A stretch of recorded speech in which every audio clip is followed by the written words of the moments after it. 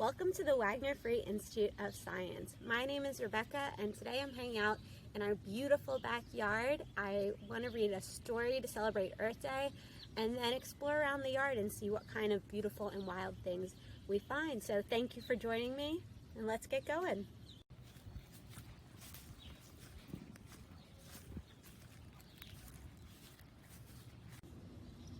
So the book I picked today is called Finding Wild, and the author is Megan Wagner Lloyd, and the pictures are by Abigail Halpin. So looking at this picture, what do you see? What do you think might happen in this story? Finding wild. What is wild, and where can you find it? Looks like they might have just gotten off the subway. Where do you think they are? Where do you think they're gonna go? Wild is tiny and fragile and sweet baby new. It pushes through cracks and crannies and steals back forgotten places.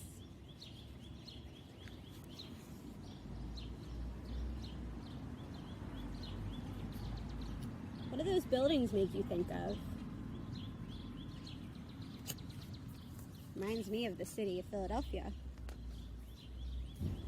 Sometimes wild is so tricky, you have to squint to see it.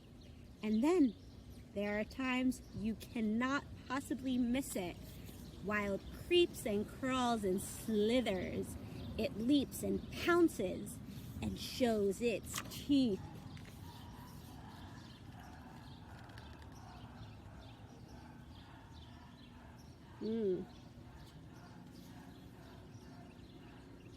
I love this picture. I love the colors. Wild is full of smells. Fresh mint, ancient cave, sun-baked desert, sharp pine, salt sea. Every scent begging you to drink it in. And the kids are going,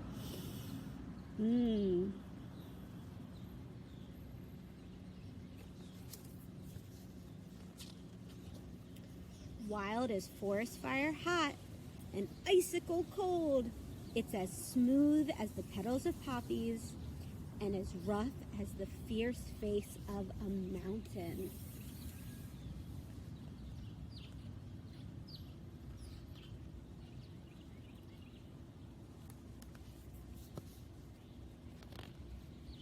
Watch out!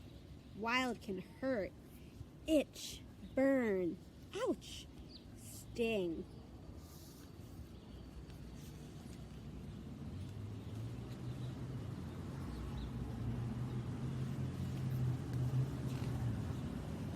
But wild can also soothe. Gentle breeze, cheering sun, soft rain. Wild keeps many secrets waiting to be discovered. Like its candy, honey from bees, sap from trees, swift melting snowflakes, juice bursting blackberries. So we've talked a lot about smells and tastes and feelings. Wild roars and barks and hisses and brays. Its storm thunders and wind whispers. Wild sings.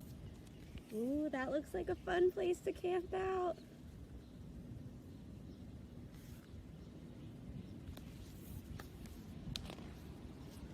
Sometimes wild is buried too deep, and it seems like the whole world is clean and paved, ordered and tidy.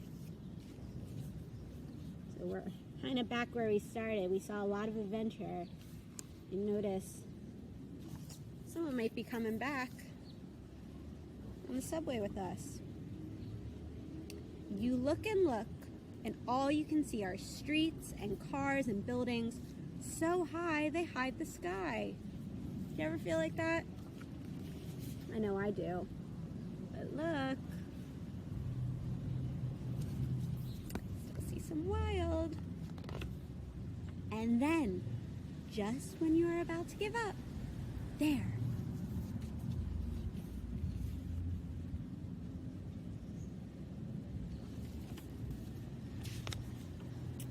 There it is again. Old and worn, still standing strong.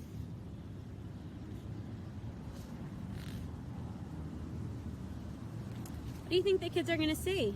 Looks like they're going through a doorway. They look pretty happy. What do you think they're going to see on the other side?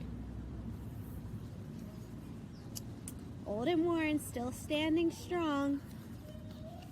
Wild. So they're in their city still, and they found all this beautiful wildness. So this picture really reminds me of the Wagner Free Institute of Science, because when I look around, and you could probably hear it too, there's cars and buildings and people everywhere. But when you keep your eyes peeled for it, you can find wild and beautiful nature all over the place. So that was our story, Finding Wild. Here we have our pollinator garden, where we grow lots of things that bees and butterflies love.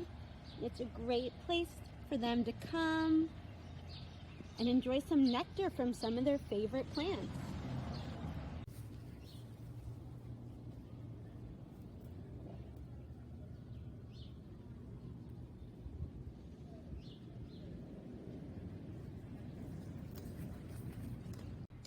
Just like in the story we heard about wild mint, here at the Wagner in our backyard we have a big patch of wild mint that grows, and it has such a delicious smell.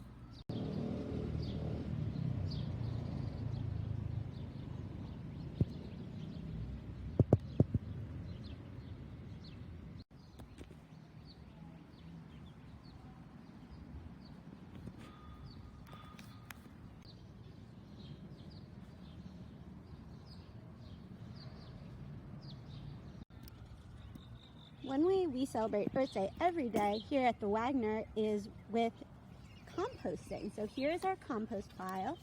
Anyone recognize that little vegetable there? And this is where we can put food scraps and other biodegradable things back to the soil, so it will turn back into soil. Here's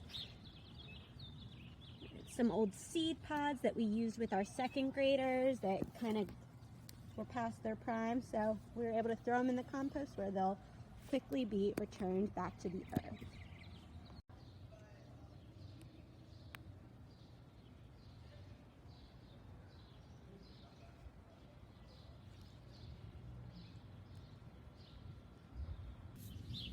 Thank you so much for joining us to celebrate Earth Day. I loved reading with you and exploring in the backyard, and I hope to see you soon. Bye.